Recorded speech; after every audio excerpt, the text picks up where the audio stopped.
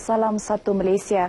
SOS Smartphone Save You and Me iaitu satu aplikasi khas dalam telefon pintar yang bertindak menghantar maklumat dengan pantas secara terus atau dalam talian kepada pihak polis berupaya membantu komuniti rukun tetangga KRT menangani dan membantras jenayah di kawasan kejiranan. Aplikasi tersebut dilancarkan dalam program keselamatan kejiranan di Kampung Tanjung Arulama, Kota Kinabalu.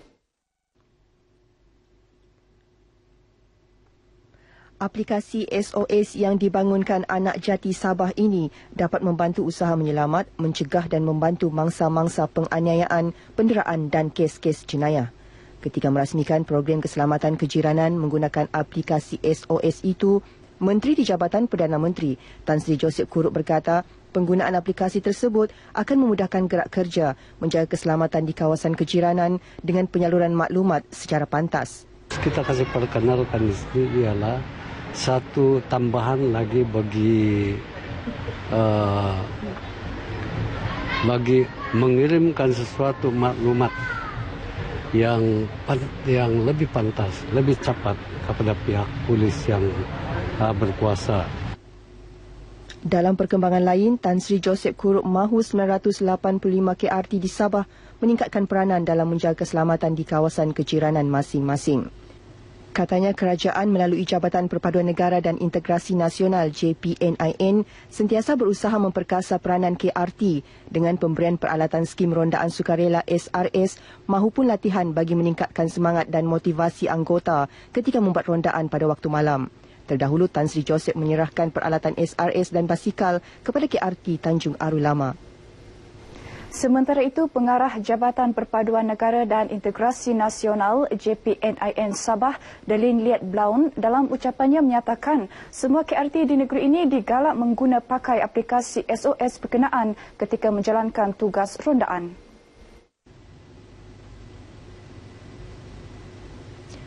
Menurut Delin, penggunaan aplikasi tersebut berupaya memperkasa peranan KRT dalam memastikan keselamatan penduduk dan meningkatkan aksesibiliti penduduk sekitar sekiranya berlaku kes kecemasan atau jenayah.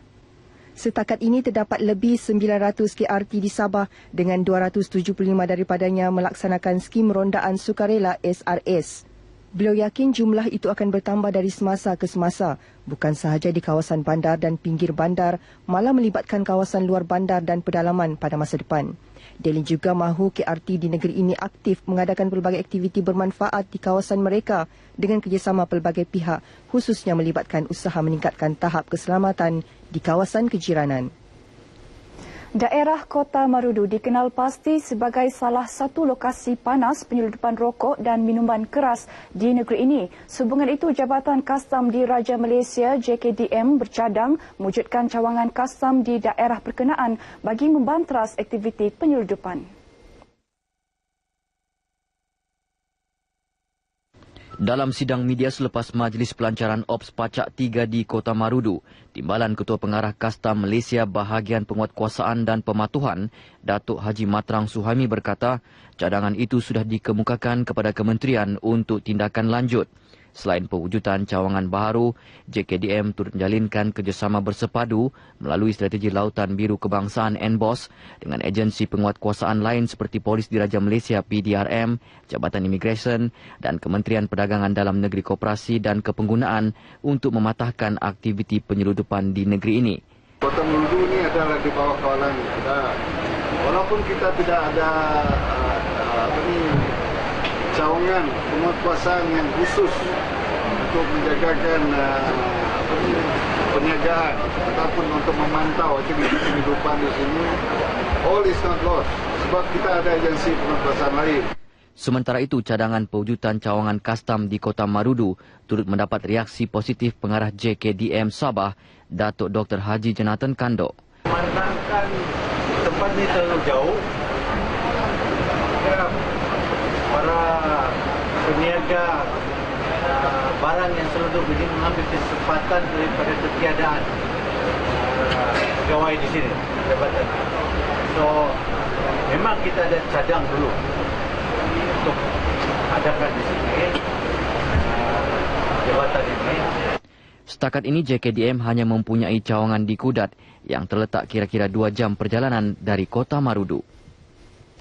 Perkembangan perbicaraan kes pencerobohan Lahad Datu 2 tahun lepas. Mahkamah Tinggi Kota Kinabalu diberitahu Allahyarham Superintendent Ibrahim Lebar yang terkorban dalam pencerobohan tersebut pernah memaklumkan mengenai nama suspek lain yang terlibat dalam pencerobohan berkenaan. Maklumat tersebut disampaikan kepada saksi ke-95 Pegawai Penyelaras Operasi Cawangan Khas SB Bukit Aman ASP Wan Kamal Rizal Wan Daud.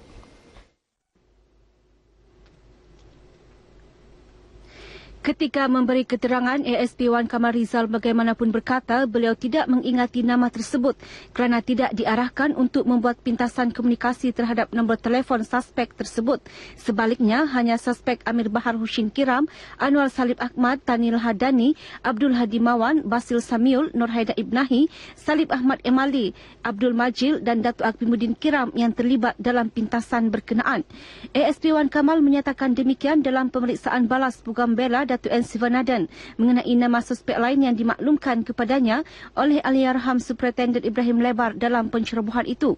Menurut ASP Wan Kamal, beliau juga menerima rakaman video suspek yang ditahan iaitu Tanil Hadani, Abdul Hadi Mawan dan Nur Haida Ibnahi.